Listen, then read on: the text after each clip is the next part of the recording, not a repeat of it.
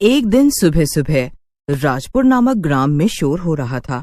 School जाने वाले बच्चे भी भागकर वापस आ रहे थे। लीलावती गांव की चौपाल पर बैठी थी। तभी लीलावती ने उन्हें रोका। कैसे भाग रहे हो? तुम आज फिर से स्कूल चले गए क्या? हाँ अम्मा, स्कूल में आज फिर से भूत आया है। मैं इस गांव के लोगों को समझा समझा कर थक गई कि अब स्कूल में ना जाओ, लेकिन हमारी कोई बात मानता ही नहीं। लीलावती हंसने लगती है। बच्चे वहां से भाग जाते हैं। सभी गांव वाले इस बात से बहुत ज्यादा परेशान हो गए और वो इकट्ठा होकर लीलावती के पास आए। अम्मा, हम सब गांव वाले बहुत परेशान हो चुके हैं, आप हमारी मदद कीजिए। स्कूल में भूत? हाँ अम्मा, हम सब उसके लिए ही आए हैं। इसका एक ही उपाय है कि बच्चों को स्कूल जाना बंद करा दो। अम्मा, ऐसे कैसे? हमारा गट्टू स्कूल जाने के लिए रोता है और ये हमारे बच्चों के भविष्य का सवाल है। मेरे पास इसका कुछ भी इलाज नहीं है। अम्मा, वो भूत आए दिन हमारे बच्चों को नुकसान पहुंचा रहा है और आप रहने दीजिए। हमारे बच्चे हैं, हम ही कुछ सोचते हैं। कितनी बार कहा है कि स्कूल में भेजना बंद कर दो, लेकिन किसी को समझ ही नहीं आता। कुछ समाधान निकला क्या? हमारा गट्टू स्कूल जाएगा? नहीं, अम्मा ने मना कर दिया। शायद अब हम स्कूल में रहने वाले भूत का कुछ नहीं कर सकते। मैं गांव के बारे में ये सब नहीं जानता था ना, लेकिन इस गांव ने मुझे बहुत कुछ दिया है और अब यहाँ आ गए हैं तो मैं इस गांव को भूत से मुक्ति दिलाकर रहूंगा। तुम इस सब से दूर रहो। हम कल ही सुबह शहर चलेंगे और ये जगह छोड़ देंगे। नहीं, तुम सिर्फ गट्टू की जिंदगी देख रही हो, लेकिन मैं इस गांव के हर बच्चे की जिंदगी के बारे में सोच रहा हूँ। वो दोनों बातें कर ही रहे थे कि तभी नीतू को घर में किसी की आहट सुनाई दी। उसने डर से पीछे देखा, लेकिन वहां उसे कोई नजर नहीं आया। क्या हुआ? तुम डर क्यों गई? कुछ नहीं, मुझे लगा कि जैसे मेरे पीछे कोई है। तुम बेवजह ही डर रही हो। अरे डरो मत, वो स्कूल में रहता है। ठीक है, लेकिन मुझे यहाँ रहना ठीक नहीं लग रहा है। नीतू को नींद नहीं आ रही थी। उसे वो आहट बार बार आ रही थी। अगली सुबह प्रेम ने गट्टू को स्कूल के लिए तैयार किया और उसे छोड़ने के लिए जाने लगा। तभी गांव के अन्य लोग भी आ गए। अरे प्रेम बाबू, आप गट्टू को स्कूल क्यों भेज रहे हैं? आप सब भी गट्टू को स्कूल भेजिए ना। ना बाबा ना, हम अपने बच्चों के साथ ये रिस्क नहीं ले सकते हैं। ठीक है, गट्टू अकेला स्कूल जाएगा। प्रेम, एक बार और सोच लो, क्योंकि वहां मास्टर भी आने से डरता है, तो पढ़ाएगा कौन? प्रेम बिना उत्तर दिए ही गट्टू को स्कूल छोड़ने निकल गया, लेकिन रास्ते में ही उसके साथ कुछ अजीबोगरीब चीजें होने लगी। उसको बार बार महसूस हुआ कि जैसे उसके पीछे कोई है। कोई भागता हुआ उसके साइड से गुजरा। तभी प्रेम की सामने नजर पड़ी। वहां एक डरावनी औरत जा रही थी। उसे देखकर उसके तो होश ही उड़ गए। पापा, ये कौन है? ये बहुत डरावनी है, बिल्कुल डरावनी चुड़ैल के जैसे। नहीं नहीं, ये डरावनी नहीं है। मुझे वापस घर ले चलो, मुझे स्कूल नहीं जाना। अरे ऐसे कैसे स्कूल नहीं जाना? तुम हमेशा स्कूल जाने के लिए जिद करते थे। भूत वाले स्कूल में नहीं जाना। कुछ नहीं होगा, मैं हूं ना। ठीक है पापा। प्रेम और गट्टू बात कर रहे थे कि तभी प्रेम को महसूस हुआ कि उसके पीछे से कोई दौड़ कर गया है। वो डरकर पीछे मुड़ा। वहां कोई नहीं था। उसने चैन की सांस ली और जैसे ही स्कूल जाने के लिए वापस पीछे मुड़ा तो उसके होश ही उड़ गए, क्योंकि वहां अब डरावनी औरत नहीं बल्कि एक सफेद कपड़े पहने हुए डरावना आदमी चल रहा था। प्रेम जैसे ही गट्टू को लेकर वापस गांव की ओर दौड़ने लगा, उसके पैर जमीन पर ही रुक गए। उसने अपने पैरों को उठाने की बहुत कोशिश की, लेकिन वो ऐसा कर नहीं पाया। मैं हीरो क्यों बना? अपने साथ साथ अपने बेटे की जिंदगी को भी खतरे में डाल दिया। अब क्या करूं? पापा, क्या हुआ? गट्टू बेटा, तुम आंखें बंद कर लो। पापा, मुझे बहुत डर लग रहा है।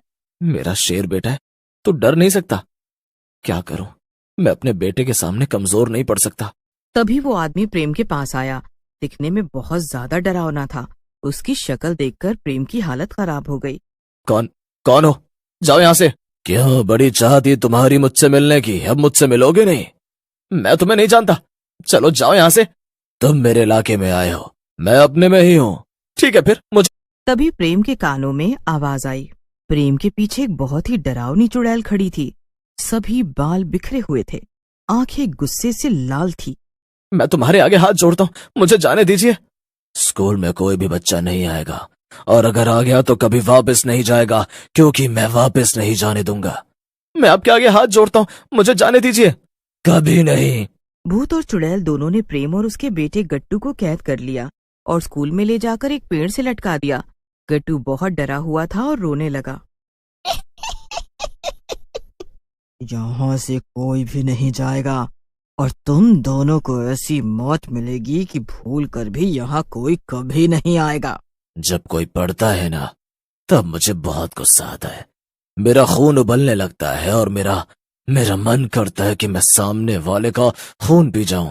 तुम मेरा खून पी जाओ, लेकिन मेरे बेटे को जाने दो। यहाँ जो भी आता है वो हमारा हो जाता है। भूत अपने और भी ज्यादा भयंकर रूप में आ गया। प्रेम और गट्टू अपनी जान बचाने के लिए गुहार लगाते रहे, लेकिन जितना वो दोनों गिड़गिड़ा रहे थे, भूत और चुड़ैल को उतनी ही ज्यादा खुशी मिल रही थी। वो दोनों बहुत खुश हो रहे थे। अब इन दोनों को मार देना चाहिए और ऐसी मौत देनी चाहिए कि कोई भी अपने बच्चे को स्कूल नहीं भेजे। कोई नहीं आने दो। इन लोगों को रोज मार मार कर हमें भी खुशी मिल रही है।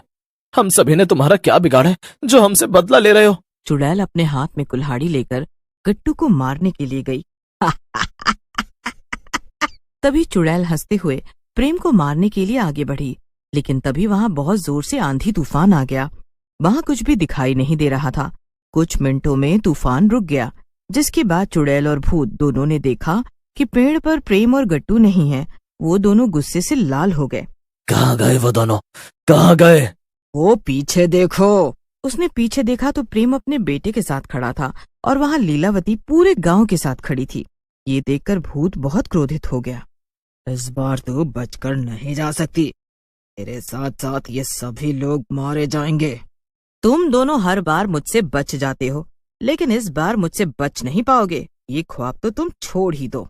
इतना सुनकर चुड़ैल लीलावती की तरफ उसे मारने के लिए बढ़ती है, लेकिन तभी लीलावती विभूति उसके ऊपर फेंकती है, जिससे उसके कदम वहीं रुक जाते हैं और उसका शरीर जलने लगता है। लीलावती भूत के ऊपर भी थोड़ी सी भभूति फेंकती है। भूत जलकर राख हो जाता है, जिसके बाद सभी लीलावती को और भगवान को धन्यवाद देते हैं। तभी प्रेम ने लीलावती से पूछा, ये दोनों पढ़ने वाले बच्चों से क्यों चिढ़ते थे और स्कूल में क्यों रहते थे? इसके पीछे भी एक कहानी है। ये स्कूल इन दोनों का ही था। हाँ, ये दोनों की हत्या किसी और ने की थी, लेकिन इनको लगा कि ये किसी स्कूल के बच्चे ने किया है, जिसकी वजह से इन दोनों की आत्मा आज भी घूम रही थी और ये अपना बदला स्कूल में पढ़ने वाले बच्चों से ही ले रहे थे। लेकिन इन दोनों की हत्या किसने की? यहाँ पर जगत नाम का एक व्यक्ति रहता था। वो भी अपना स्कूल चलाता था, लेकिन इन दोनों का व्यवहार और स्कूल में पढ़ाई अच्छी होने के कारण इनके स्कूल में ज्यादा बच्चे आते थे, जिसकी वजह से जगत का स्कूल बंद होने लगा। उसने एक दिन चुपके से आकर इनके खाने में जहर मिला दिया और एक बच्चे के हाथों खाना भिजवा दिया। हाँ, और इन दोनों की मौत हो गई और ये अपनी मौत का जिम्मेदार स्कूल में पढ़ने वाले बच्चों को समझने लगे, जिसकी वजह से ये दोनों आज तक स्कूल के बच्चों से अपना बदला ले रहे थे। आपने इन दोनों को उस दिन से ही मुक्ति क्यों नहीं दी? मैं उस समय इतनी ताकतवर नहीं थी। मैं सिद्धियां प्राप्त कर रही थी ताकि मैं इनको शांत कर सकूं। अम्मा, अब हम स्कूल आ सकते हैं? हाँ, मैं कल से ही इस स्कूल में काम शुरू करा दूंगी और सभी को निःशुल्क शिक्षा दूंगी। अब तुम्हें किसी से डरने की कोई जरूरत नहीं है। अगले दिन सभी लोगों ने मिलकर स्कूल में काम किया और उसकी हालत को सुधारा। लीलावती ने सभी बच्चों को स्कूल पढ़ने बुलाया और प्रेम भी अपनी पत्नी के साथ उसी स्कूल में पढ़ाने लगा। गांव के सभी बच्चों की खुशियां वापस लौट